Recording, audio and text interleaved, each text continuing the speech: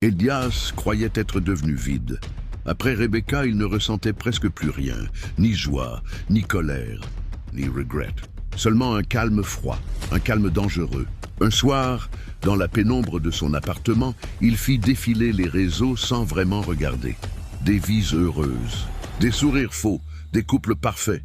Puis elle apparut, Lina, enceinte, mariée, rayonnante. Une main sur son ventre, une bague à son doigt, un homme à ses côtés. Une famille. Elias resta immobile. Son cœur ne se brisa pas, il se figea, comme si quelque chose s'était éteint pour toujours. Il agrandit la photo, zooma sur son sourire, sur ses yeux, sur sa main. Il la regarda pendant de longues minutes, sans cligner, sans respirer presque. « Tu continues » murmura-t-il. « Pendant que moi, je pourris. » Il sourit. Un sourire lent. Je n'étais plus de la tristesse. C'était autre chose, une obsession noire. À partir de ce jour, il commença à la suivre. Pas physiquement, numériquement, chaque publication, chaque commentaire. Il connaissait ses horaires, ses habitudes, ses amis, ses lieux. Il savait quand elle était heureuse, et ça le rendait malade.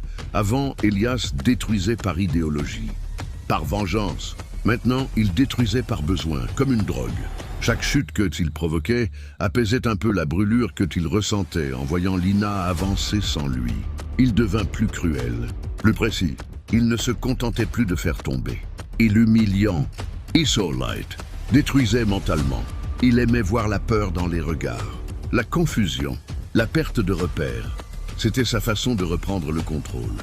La nuit, il parlait parfois à l'écran de son téléphone. « Tu vois, Lina, le monde est comme moi maintenant. » Il ne voulait pas la récupérer, il ne voulait pas son amour.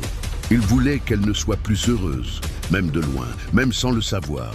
Il rêvait parfois qu'elle tombe, qu'elle pleure, qu'elle se sente aussi vide que lui. Et ses rêves ne lui faisaient plus peur. Il le rassurait, Elias n'était plus un homme blessé. Il était devenu une ombre, une présence silencieuse. Quelqu'un qui ne cherchait plus à guérir, mais à contaminer.